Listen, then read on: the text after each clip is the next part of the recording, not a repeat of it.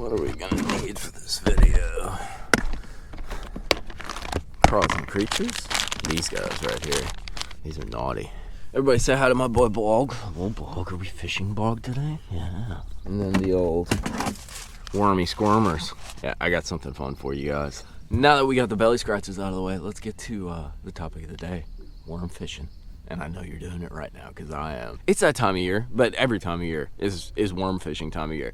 You can catch them on a worm practically the entire bass season, whether it's 12 months if you're in Florida, whether it's 5-6 months if you're, in the central United States, depending where you live. It depends on the season, but really whether you're fishing grass like this, shallow grass, medium grass, or you're fishing offshore structure like ledges and that, like you've seen in the videos, a worm is tough to beat for the next few months. But I hate fishing a worm. Like, it's not because it doesn't work, because it 100% works. I just like to do different stuff. So I got kind of a reimagination of worm fishing for you guys, but there's 2 little tweaks, maybe 3, that really change it and set it apart from your classic Texas rig. Is it better than a Texas rig? Maybe. You're just gonna have to find out and try it, right? So we got these guys we're gonna need to do this rig. We got my Halo 7-foot medium, and then we're gonna need some equipment right here. So let's get these guys out. Yeah, I wonder what we're talking about.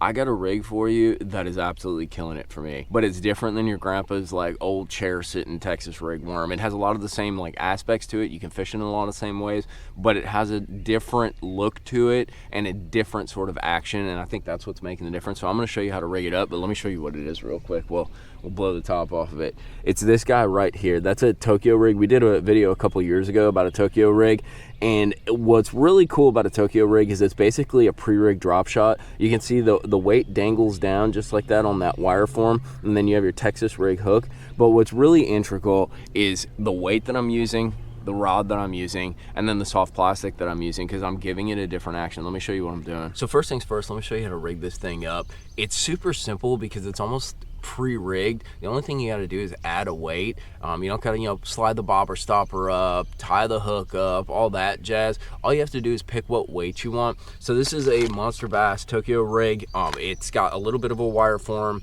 There is a swivel right there, and then a ring connects the hook, the swivel, and the wire form, giving you kind of a dangle dick presentation. So the first thing that I've been doing that's a little bit different, I've been using this a lot on ledges and for offshore structure, but what's nice is I've been using a lighter weight. So normally for this offshore structure, we'll use a 1/2 ounce, 3/4 ounce even, because there's current, because you're fishing deep. What I've been doing is I'm grabbing a 3/8 ounce weight. Got this cool weight storage right here. And what's neat about Texas, dude, that was a big bass over there.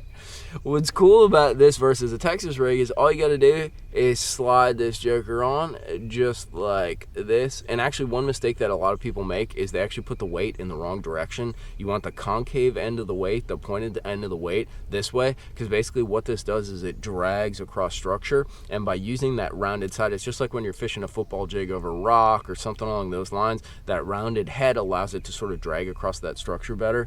And then this is the easiest part. All you're going to do is take your split ring or your needle nose, and you're going to go to the end of that wire, and you're just going to bend it over to make a loop like that. See, it kind of makes like a hook, and what ends up happening is that right there, it catches the weight, and I can change out weights super easy. So say I'm fishing like 10-12 foot, I want this 3/8.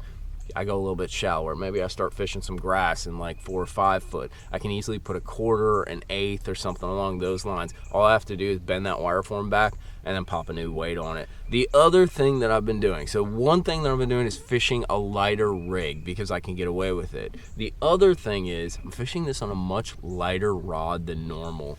So this is actually a 7-foot medium bait caster. So it's a lighter action rod. Normally a lot of guys are fishing this on a medium heavy in that. So I've been getting away with fishing lighter weights like that 3/8, even like a little 1/4 ounce and like mid depths in that, with a little bit lighter rod and 12-pound fluorocarbon. It still gets down with the current, but it gives me a lighter presentation and a more natural glide through the current. It also is awesome to catch them on it because it's a lighter rod, it loads up and that. But I think one of the biggest things that I'm doing with this guy is the plastic that I'm using on the back. So since this is basically a wannabe pre-rig drop shot, it dangles down like that, you want the bait to float up. You know, you want the bait to get some separation from the bottom and have a lot of free movement, because in many ways this works sort of like a drop shot fused with a wobble head.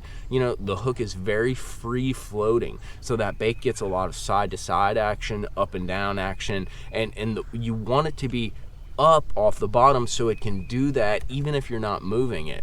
So I've been playing around with Elastec baits. These are Z-Man. A lot of different people make them, but basically that Elastec, let me get one out because it's easier to just show. And this is actually one of the key baits. This guy is I love saying this, Boar Hogs, and then the other one that I'm using is the Helicross, and we're going to talk about that in a second. But you can see it's super stretchy because it's made of this crazy material, but the biggest key with this is it actually floats. So this plastic will actually float. I get one already rigged up right here. It will float that hook off the bottom just like that, and it has that full range of motion. And I swear to you, I'm getting bites. I'll have some dude in the back of the boat throwing a Texas rig, throwing a jig even, not getting bit.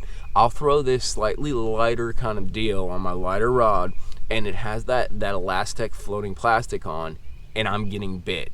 Now, I don't know, if I'm being 100% honest, I don't know if it's because I'm fishing something lighter and it's more of a finesse kind of presentation, they're not used to seeing it, or if it's because my bait's floating off the bottom and getting that separation and that full range of movement. I've been trying to use smaller plastics. So this is the Helicross, but you'll notice immediately it's super short. It probably comes in at like 3 inches or so, but it's still got those kicker claws. So it's still that Elastec plastic, so you're floating it up off the bottom, but it's very compact and very small. And really, when you get, especially with these schools offshore that we fish, or even schools that are kind of mingling in the grass, they're seeing a lot of lures. They're seeing stick baits, they're seeing 10-inch ribbon tails, they're seeing these elongated baits. And I've always been a fan, you guys know I do a lot of Ned rig fishing, a fan of short and fat.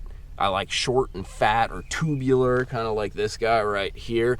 And during the summer, kicky legs like this tend to outperform your straight tails unless you get some weird kind of summer cold front or something like that.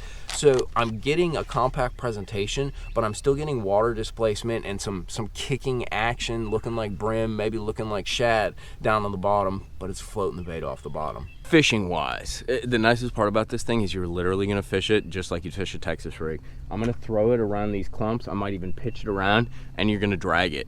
You know, it's all about bottom contact with this Texas rig kind of dragging through the grass, and it surprisingly, even with that little hook on the weight, comes through the grass really well. And if it doesn't, you just give it one of those little pops, and it has kind of a cool gliding motion, especially with that floating bait on, that floating plastic. So it kind of just glides down with the weight a little more like in front of it, has that sort of pulling kind of dragging motion to it and gliding motion as it falls down. It just looks different, and that's the trick. It has a different sort of presentation or look to it, but it has all the same fishability qualities of a Texas rig, dude. Like the most viable technique and rig in bass fishing. So what do you need to give this thing a try? Grab yourself some Tokyo rigs. They're pre-rigged, which is nice. Like I said, it's almost like a pre-rigged drop shot. I got these Monster Bass ones. And then you have your Elastec plastic. I'd recommend like a Boar Hogs or something that kicks a little bit. These summer bass like something that has a little bit of it's something that has a little kick to it, but still compact. Short and fat is my style. And then a tungsten weight. You know, 3/8 is what I've been using for some of the offshore stuff. If you're fishing shallower grass, like a 1/4 ounce and 1/8 ounce, go a little bit lighter. Like I said, I think there's a few factors that are really making a difference when I'm getting bit on this thing. It's that plastic, it's floating the bait up above.